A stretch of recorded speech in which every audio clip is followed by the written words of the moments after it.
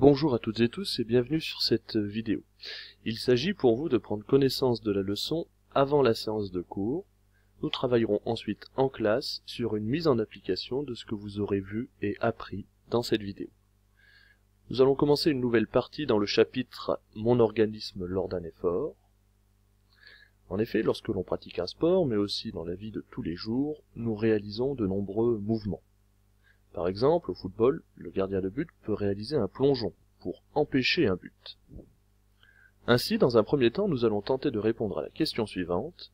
Quels sont les organes mis en jeu pour réaliser un mouvement? Vous allez donc prendre une feuille bleue de votre classeur, soit une nouvelle feuille, soit la suite de ce que nous avons déjà fait, et écrire les choses suivantes. En rouge, le grand 4, la commande du mouvement. En vert, la problématique 5, quels sont les organes mis en jeu pour réaliser un mouvement.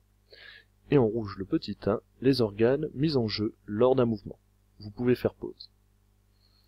Afin d'identifier les organes impliqués dans le mouvement, nous allons prendre un exemple précis. Prenons le cas d'un gardien de but qui va réaliser un plongeon pour arrêter le ballon.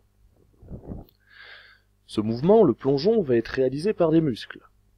En l'occurrence, les muscles des jambes et plus particulièrement les muscles des cuisses du gardien. Ces muscles, qui réalisent le mouvement, vont être appelés organes effecteurs. En effet, ce sont eux qui effectuent le mouvement étudié. Mais qu'est-ce qui va déclencher le mouvement? Eh bien ici, c'est tout simplement l'arrivée du ballon. Le gardien souhaite arrêter le ballon pour empêcher le but. L'arrivée du ballon est une information extérieure au corps. On va l'appeler stimulus. Cette information stimule l'individu pour qu'il réalise le mouvement.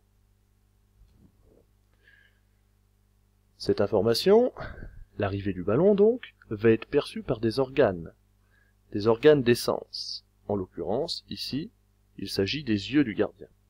Ces organes d'essence reçoivent l'information, on va donc les appeler récepteurs. Puis, une fois que l'information est reçue au niveau des yeux, elle va être transmise à un centre nerveux.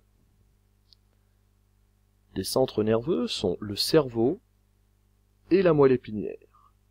La moelle épinière est le prolongement du cerveau et elle est protégée par les vertèbres de la colonne vertébrale. Dans notre cas, l'information va être envoyée au cerveau du gardien. Le cerveau va alors, à son tour, envoyer un message moteur vers les organes effecteurs, c'est-à-dire jusqu'aux muscles des cuisses. Ce message, une fois reçu par les muscles, va entraîner leur contraction et donc la réalisation du mouvement. D'un point de vue de méthode, nous allons nous intéresser à la construction d'un schéma fonctionnel. Alors dans notre cas, cas du gardien de foot, on obtiendrait le schéma fonctionnel suivant. On part de la stimulation extérieure, le stimulus, qui est ici l'arrivée du ballon, qui va être capté par un récepteur ou un organe d'essence, dans notre cas les yeux du gardien. Puis cette information va être transmise à un centre nerveux, dans notre cas le cerveau qui va à son tour générer un message moteur qui va être envoyé vers les effecteurs, c'est-à-dire les muscles des cuisses. Puis les muscles des cuisses se contractent et le mouvement est réalisé. Dans notre cas, le plongeon. Petit rappel encore, quand on fait un schéma, il ne faut pas oublier le titre. Le titre débute toujours par le type de document dont il s'agit. En l'occurrence, ici un schéma. Puis, on note représentant. Car notre schéma va représenter quelque chose. Ici, il représente quoi? Eh bien tout simplement les étapes aboutissant à un mouvement. Et enfin, surtout, on n'oublie pas la légende, qui reprend les différents symboles utilisés dans notre schéma fonctionnel, en n'oubliant pas les couleurs, et qui précise ce que veulent dire ces différents symboles. Par exemple, l'éclair, ici, veut tout simplement dire est reçu par, effectivement, le stimulus est reçu par le récepteur. À présent, sur votre feuille de classeur, vous pouvez noter le bilan suivant, en rouge. Un mouvement est souvent une réponse à une information extérieure ou stimulus. Ce stimulus est capté par un organe des sens, ou récepteur. Un message est alors transmis au centre nerveux, qui sont le cerveau et la moelle épinière.